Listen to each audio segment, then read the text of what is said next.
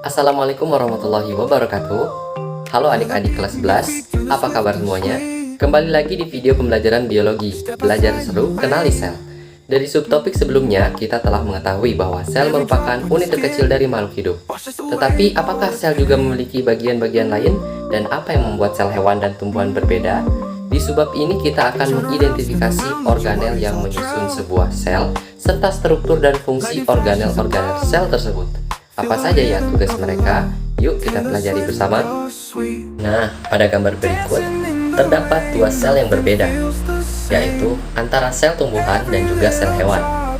Namun, sebelum mengenal perbedaan sel hewan dan sel tumbuhan, ada beberapa bagian dalam sel yang wajib kita ketahui.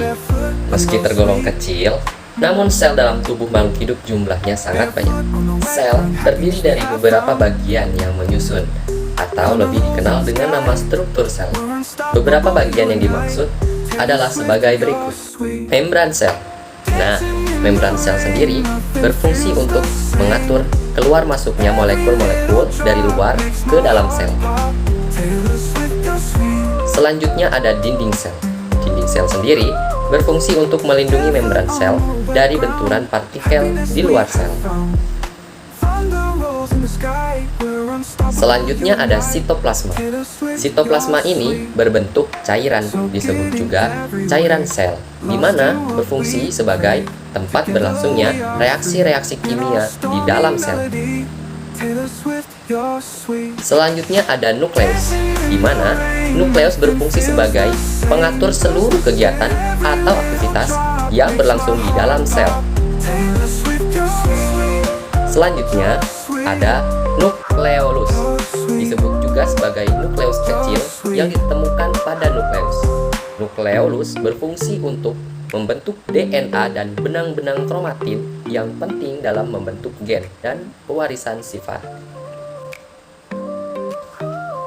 Selanjutnya ada kromatin. Kromatin memiliki kode genetik yang berfungsi untuk mengatur kerja sel untuk pewarisan sifat. Selanjutnya ada mitokondria, di mana mitokondria ini berfungsi sebagai penghasil energi yang berguna untuk mendukung aktivitas sel mitokondria. Bagian-bagian sel selanjutnya yaitu ada badan Golgi. Nah, badan Golgi ini berfungsi sebagai menghasilkan protein dan membentuk dinding sel pada tumbuhan. Selanjutnya itu ada kloroplas. Nah, kloroplas hanya terdapat pada sel tumbuhan. Kloroplas ini berfungsi sebagai tempat berlangsungnya fotosintesis. Bagian-bagian sel selanjutnya itu ada vakuola. Vakuola ini berfungsi sebagai tempat menyimpan sisa makanan dan tempat menyimpan cadangan makanan. Selanjutnya itu ada ribosom.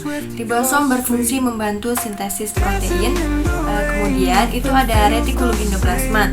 Nah, retikulum endoplasma itu berfungsi memproses dan memindahkan molekul yang dihasilkan oleh sel, baik ke dalam maupun keluar sel. Retikulum endoplasma itu ada dua, yaitu retikulum endoplasma halus dan retikulum endoplasma kasar. Selanjutnya itu ada sentriol. Sentriol hanya terdapat pada sel hewan yang berperan dalam pembelahan pada sel hewan. Selanjutnya itu ada tabel perbedaan sel tumbuhan dan sel hewan. Membran plasma itu terdapat di sel tumbuhan maupun sel hewan. Kemudian dinding sel itu hanya terdapat pada sel tumbuhan. Nukleus, sitoplasma, retikulum endoplasma, ribosom, badan Golgi, lisosom, mitokondria itu terdapat di sel tumbuhan maupun sel hewan. Kemudian kloroplas dan vakuola itu hanya terdapat pada sel tumbuhan. Sentriol dan sentrosom itu hanya terdapat pada sel hewan, dan plastida itu hanya terdapat pada sel tumbuhan. Cukup sekian pembelajaran pada materi struktur sel dan fungsi sel. Semoga dapat bermanfaat dan bisa dipahami dan dimengerti. Kami ucapkan terima kasih. Wassalamualaikum warahmatullahi wabarakatuh.